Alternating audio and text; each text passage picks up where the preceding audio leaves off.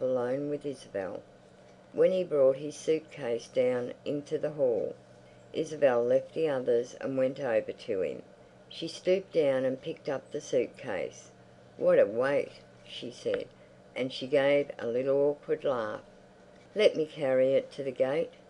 "No, why should you?" said William. "Of course not." "Give it to me." "Oh, please do let me," said Isabel. "I want to, really." They walked together silently. William felt there was nothing to say now. "There," said Isabel triumphantly, setting the suitcase down, and she looked anxiously along the sandy road. "I hardly seem to have seen you this time," she said breathlessly. "It's so short, isn't it? I feel you've only just come. Next time." The taxi came into sight. "I hope they look after you properly in London. I'm so sorry the babies have been out all day, but Miss Neil had arranged it. They'll hate missing you. Poor William, going back to London." The taxi turned. "Good-bye." She gave him a little hurried kiss. She was gone. Fields, trees, hedges streamed by. They shook through the empty, blind-looking little town, ground up the steep pull to the station. The train was in. William made straight for a first-class smoker, flung back into the corner, but this time he let the papers alone. He folded his arms against the dull, persistent gnawing, and began in his mind to write a letter to Isabel. The post was late as usual. They sat outside the house in long chairs under coloured parasols. Only Bobby Kane lay on the turf at Isabel's feet. It was dull, stifling. The day drooped like a flag. "Do you think there will be Mondays in heaven?" asked Bobby childishly. And Dennis murmured, "Heaven will be one long Monday." But Isabel couldn't help wondering what had happened to the salmon they had for supper last night. She had meant to have fish mayonnaise for lunch, and now... Moira was asleep. Sleeping was her latest discovery. It's so wonderful. One simply shuts one's eyes, that's all. It's so delicious. When the old ruddy postman came beating along the sandy road on his tricycle, one felt the handlebars ought to have been oars. Bill Hunt put down his book. "Letters," he said complacently, and they all waited. But heartless postman, oh malignant world, there was only one, a fat one for Isabel. Not even a paper. "And mine's only from William," said Isabel mournfully. "From William? Already? He's sending you back your marriage lines as a gentle reminder." "Does everybody have marriage lines? I thought they were only for servants." "Pages and pages. Look at her. A lady reading a letter," said Dennis. "My darling, precious Isabel." Pages and pages there were. As Isabel read on, her feeling of astonishment changed to a stifled feeling. What on earth had induced William? How extraordinary it was. What could have made him?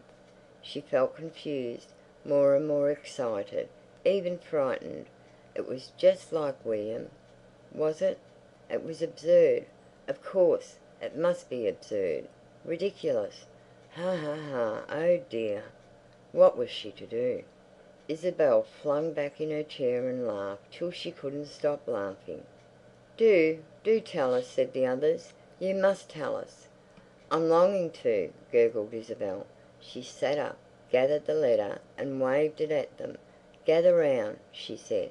"Listen, it's too marvellous. A love letter." "A love letter? But how divine!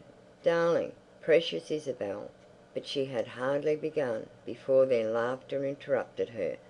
"Go on, Isabel, it's perfect. It's the most marvellous find." "Oh, do go on, Isabel." "God forbid, my darling, that I should be a drag on your happiness." "Oh, oh, oh! Shh, shh, shh!" And Isabel went on. When she reached the end they were hysterical. Bobby rolled on the turf and almost sobbed. "You must let me have it just as it is, entire, for my new book," said Dennis firmly. "I shall give it a whole chapter." "Oh, Isabel," moaned Moira, That wonderful bit about holding you in his arms. I always thought those letters in divorce cases were made up, but they pale before this. Let me hold it. Let me read it. Mine own self, said Bobby Kane. But to their surprise, Isabel crushed the letter in her hand. She was laughing no longer. She glanced quickly at them all. She looked exhausted. No, not just now. Not just now, she stammered. And before they could recover, she had run into the house, through the hall, up the stairs into her bedroom. Down she sat, on the side of the bed. How vile, odious, abominable, vulgar, muttered Isabel. She pressed her eyes with her knuckles and rocked to and fro. And again she saw them. But not four, more like 40, laughing, sneering, jeering, stretching out their hands while she read them William's letter. Oh, what a loathsome thing to have done! How could she have done it? God forbid, my darling, that I should be a drag on your happiness. William! Isabel pressed her face into the pillow, but she felt that even the grave bedroom knew her for what she was, shallow, tinkling, vain. Presently from the garden below there came voices. Isabel, we're all going for a bathe. Do come. Come, thou wife of William. Call her once before you go. Call once yet.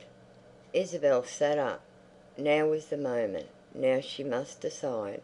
Would she go on with them, or stay here and write to William? Which? Which should it be? I must make up my mind. Oh, but how could there be any question?